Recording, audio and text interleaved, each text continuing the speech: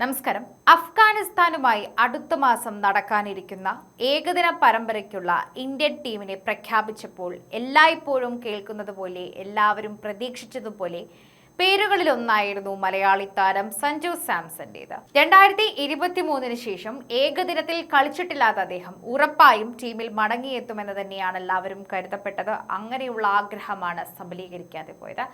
എന്നാൽ കഴിഞ്ഞ T20 ലോകകപ്പിലെ ഹീറോയിസം ഒന്നും പരിഗണിക്കാതെ സഞ്ജുവിനെ ഒഴിവാക്കി തഴയപ്പെട്ടതിന് കാരണം ഗില്ലാണ് എന്ന് പലരും പറഞ്ഞിട്ടുണ്ടായിരുന്നു. ഡിസ്കഷൻ വന്ന സമയത്ത് തന്നെ ശരിക്കും പറഞ്ഞാൽ ഗംഭീർ ഒപ്പം നിന്നത് സഞ്ജുവിന് വേണ്ടിയായിരുന്നു. എന്നാൽ ഗിൽ അവിടെ സഞ്ജുവിനെതിരെയായിരുന്നു സംസാരിച്ചത് എന്ന് പറയുന്നു. അദ്ദേഹത്തിന്റെ തിരിച്ചുവരവ് മോഹം യാഥാർത്ഥ്യമായില്ലെങ്കിലും ഇഷാൻ കിഷൻ വലിയൊരു ഗ്യാപ്പിന് ശേഷം ടീമിൽ മടങ്ങിയെത്തുകയും ചെയ്തു. സഞ്ജുവിനെ ടീമിലെടുക്കാൻ തന്നെ കോച്ച് ഗൗതം ഗംഭീർ വാദിച്ചിരുന്നതായും പക്ഷേ ക്യാപ്റ്റൻ ശുഭ്മൻ ഗില്ലും മുഖ്യ സെലക്ടർ അജിത് അഗാർക്കറും ഇതിനെ എതിർത്തതായും റിപ്പോർട്ടുകൾ വന്നിരുന്നു. പക്ഷേ ഇപ്പോൾ സഞ്ജുവിന്റെ യഥാർത്ഥ വില്ലൻ മറ്റൊരാളാണെന്ന് വ്യക്തമാക്കിയിരിക്കുന്നു.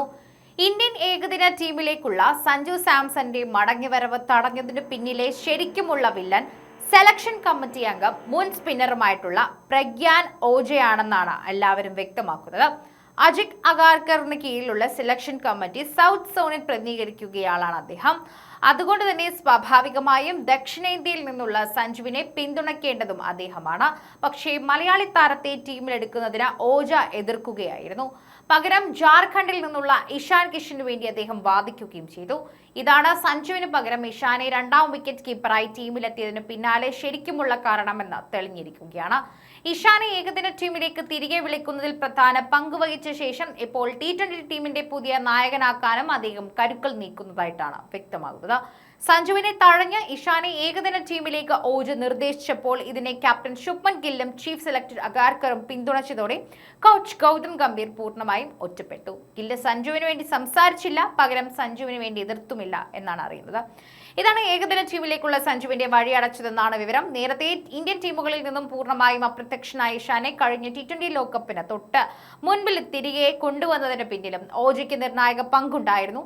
ആഭ്യന്തര ക്രിക്കറ്റിൽ ജാർഖണ്ഡിനായി നടത്തിക്കൊണ്ടിരുന്ന മിന്നുന്ന പ്രകടനമാണ് ഇഷാൻ ടീമിലേക്ക് സർപ്രൈസ് വിളിയൊഴുക്കിയത്. ഈ അവസരം ശരിക്കും മുതലാക്കിയ അദ്ദേഹം തന്നെ ന്യൂസിലൻഡുമായി T20 പരമ്പരയിലും അതിനുശേഷം T20 ലോകകപ്പിലുമെല്ലാം കസറുകയും ചെയ്തു.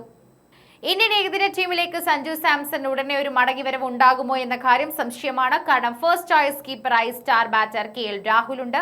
കൂടാതെ ബാക്കപ്പ് കീപ്പറായി ഇപ്പോൾ ഋഷഭ് പന്തിനെ പിന്തള്ളി ഇഷാൻ കിഷനും ടീമിലേക്ക് മടങ്ങിയെത്തിയിരിക്കുകയാണ്. അതിനിടയിൽ തന്നെ രണ്ടിലൊരാൾ പരിക്കേൽക്കുകയോ അടുത്ത പരമ്പരകളിൽ തീർത്തും ഫോം ഔട്ട് ആവുകയോ ചെയ്താൽ മാത്രമേ സഞ്ജുവിന് തിരിച്ചുവരവ് സാധ്യമായിട്ടുള്ളൂ. ഏകദിനത്തിലെ റെക്കോർഡ് നോക്കിയാൽ ടീമിൽ അദ്ദേഹം വേണ്ടയാളാണ്. ഏകദിനത്തിൽ 14 ഇന്നിംഗ്സുകളിൽ നിന്നും 510 റൺസാണ് സഞ്ജുവിന്റെ സമ്പാദ്യം.